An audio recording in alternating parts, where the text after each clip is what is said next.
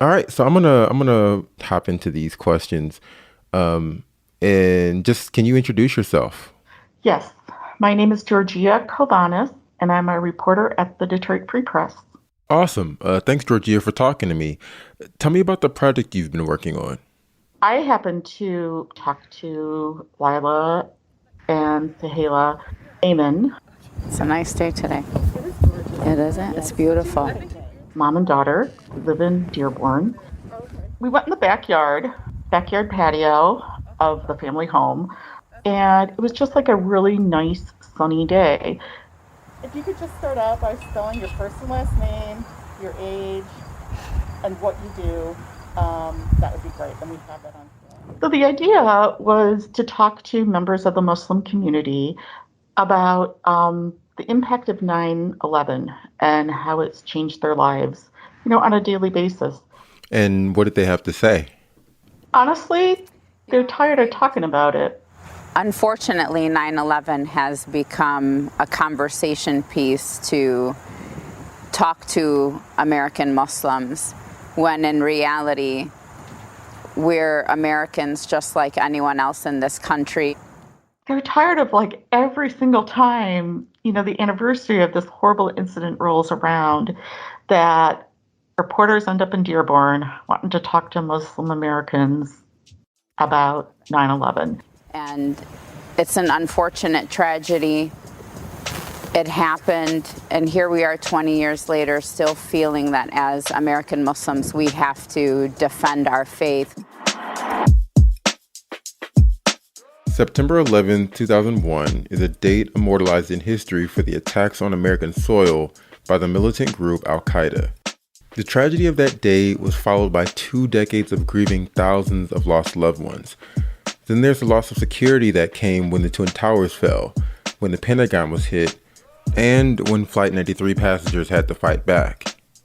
It was also followed by U.S. military action overseas, and on the ground here, a microscope on and harm to the Muslim American community. To mark the 20th anniversary of these attacks, we spoke to our Muslim neighbors about what followed in their lives, wary of the feelings of tiredness, but wanting to share the stories they relayed. Stories about the pressures they faced to defend their religion and the unapologetic attitude it's required. I'm Kerry Jr. II. This is On the Line, and this week you'll hear from mom and daughter Lila and Suhaila Amen, who spoke with my colleague Georgia Kovanis about what 9/11 changed for them.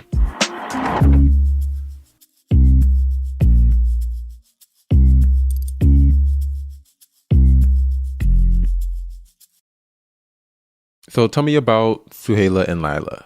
Sahela did most of the talking. She's the oldest of four kids, and Lila pretty much deferred to her. Um, Mom has worked for Dearborn Schools for a long time. Dad worked for Ford on the line. He came home earlier than Lila did, and so he would often like get dinner started. It's funny, people ask me, oh, did you grow up on kibbe and grape leaves? I'm like, no, I grew up on meatloaf, which I can't stand. They were talking about Ramadan, and Suhaila was saying how, you know, like a lot of times their Ramadan was fried chicken. That's what people thought. Yeah. They thought that we weren't those kids going to school with, stuffed zucchini in our lunchbox. It wasn't rolled up. Yeah. Oh no, Lebney, you did because it came out of a no, container, Mom. What did they say about the 20th anniversary of the 9/11 attacks? I mean, they feel like they're like on this apology tour sometimes. Why should I have to continue apologizing for someone else's actions when we don't see other people apologizing for the rest of the nation's actions towards groups of people? Like, I'm really exhausted from people asking me, well, are you a moderate Muslim? I'm a Muslim. It's not anyone's business, quite frankly, how I adhere to my faith or how I choose to practice. I don't need to explain myself. I mean, they were very blunt about being tired about like having to defend their faith. When you're at border crossings or going through security, unfortunately, Where do you associate? Yeah, where do you associate? What mosque do you go to? Do you pray 5 times a day? I'm like, are you sexually active 5 times a day? What did they say about what their experience has been since the events of 9/11? Most of the stuff she was talking about was stuff that, was like 5 or 10 years ago. She said one time she was traveling to D.C. for a day training. And it was right after we had gone to war in Iraq.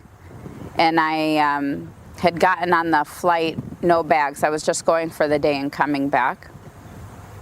And there was a lady sitting, and she said, that veiled woman makes me very uncomfortable. She didn't have a bag with her. It's just her carrying her purse. I wonder what she has with her. I saw her checking in and she didn't have anything, yada, yada, yada, kept going on. And I'm grateful for quick wit and sarcasm, because I turn around and I say, well, if you're that uncomfortable, you can get off the plane, because I have somewhere to go to educate ignorant people like you. And other people on the plane, to my surprise, were telling her to be quiet, stop talking, you're disrespectful, you're inappropriate. And they had someone come on the flight, and at first I thought he was coming for me. So when he came on the plane, I was like, oh crap, here I go. I'm gonna have to leave. So when the gentleman came on, I thought he was gonna remove me. And he went right up to her and he told her if she can't keep her mouth shut for the next hour and 15 minutes, that he'd gladly accommodate her in the Wayne County Jail. And we went about our way, and he apologized to me on the way out. She's really no shrinking violet, which actually makes her mother worry sometimes. She makes me nervous every time she leaves for the airport. Tell them what you say to me when I get on. Every time she walks out the door, it's be smart and be safe. And she holds me and hugs me like I'm. Go for a bit, because she does. She has a quick wit, and sometimes it's frightening for me. I don't know what the other person might say to her first, but she's got those responses. She knows exactly what to say and when to say it. And that's okay. That's okay, but it makes me nervous as all heck. If she's coming from overseas, she does not like to fly into any other airport besides Detroit. And the reason being is because people here are used to seeing Muslims. So for her, it's a comfort factor. Like, I may not fly in through Nebraska or Kansas or, Arkansas. I'm very conscious post 9/11 to where I travel in and out of. It's gotten to a point where it's unfortunate, but like, I don't sleep on planes. I've had people throw beer bottles at me. I've had people spit at me. I had someone in Salt Lake City, Utah. I was flying back from Fresno from speaking at an event, and that was maybe around 2010. And there was a gentleman literally shouting at me across the terminal while we were waiting at our gate, telling me I was a terrorist and people like me needed to go back to where I came from. And he was intoxicated. I said, well, it's called Detroit. And he shouted, y'all don't even speak American. You shouldn't be here. And after my crossed eyes went back to normal, I looked at him and I said, sweetheart, can you tell me where you were raised so I know not to take my children there, as they will not receive a proper education? In America, we speak English. We don't speak American. And then everyone else sitting around me, no one else was Arab or Muslim around me, got up and they started yelling at him, and they made security come and remove him. But it was interesting, because these are it's unfortunate, but these are the types of people who actually will feel emboldened to have the audacity to say something out loud. So Hillary tends to have really good comebacks to people. And so she really put that guy in his place. We'll be right back.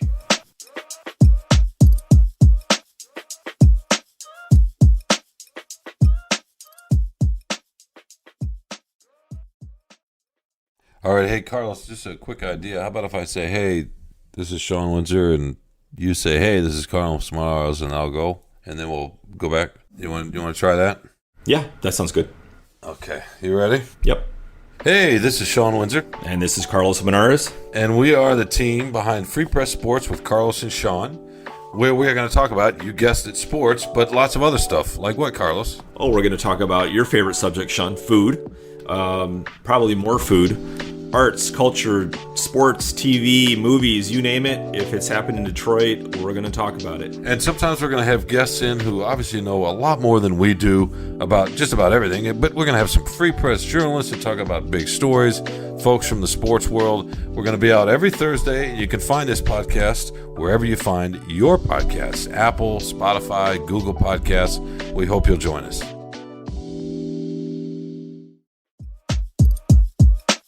And we're back. This is Kerry Jr. II. You're listening to On the Line. Let's hop back in.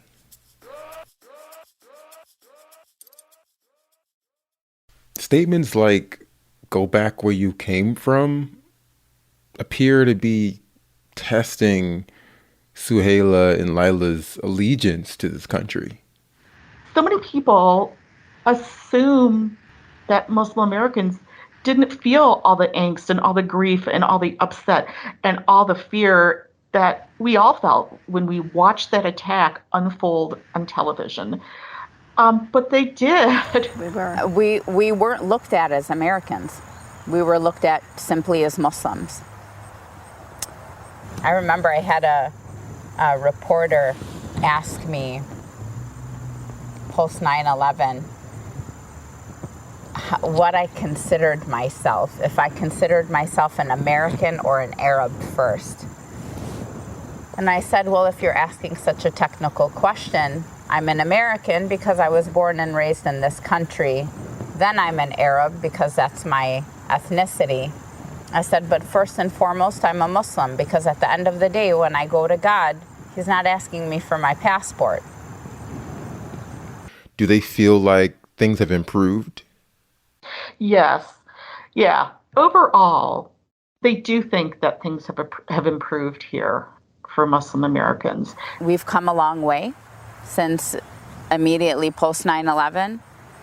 We did see it had started to dip, and then we did see that spike during the campaigns.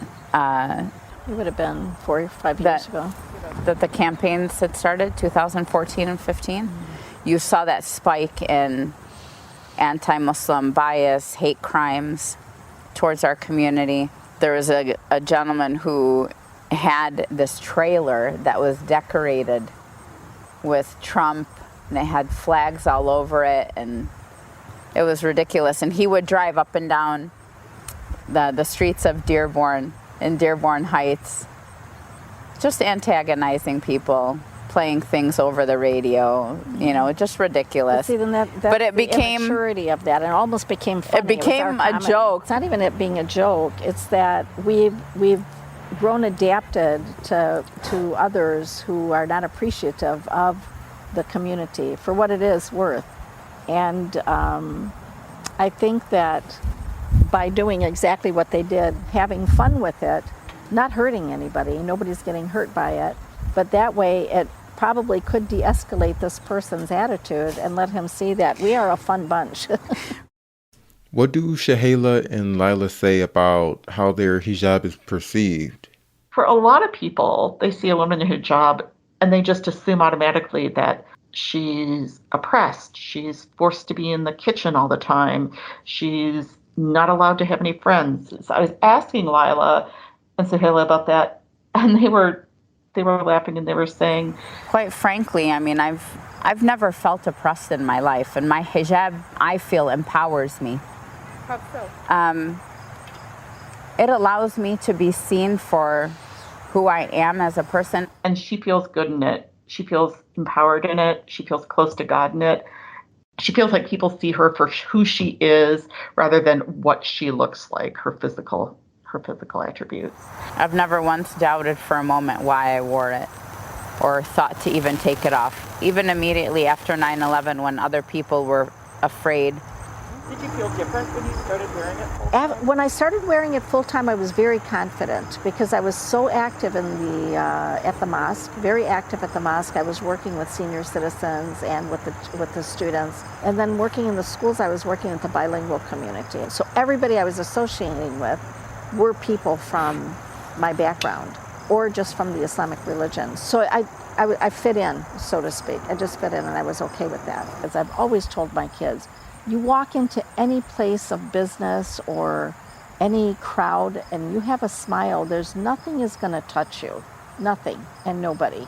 Because it's how you present yourself. It's how you carry yourself. And if you're smiling and you share a smile with somebody, either there has to be something wrong with them if they don't share one back, let's just say. So, and I used to tell that to people in the community who always would go out in fear immediately post 9/11.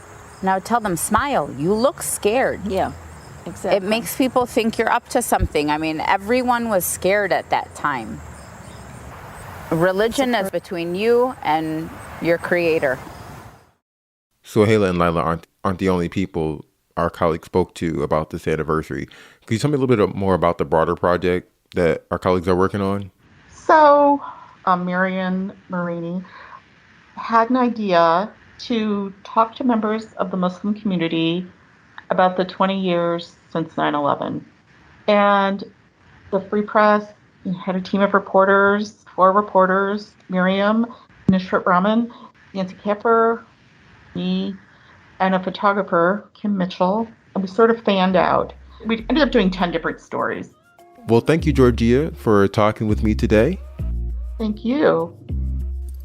You can find the Muslim in America Project now on Freep.com.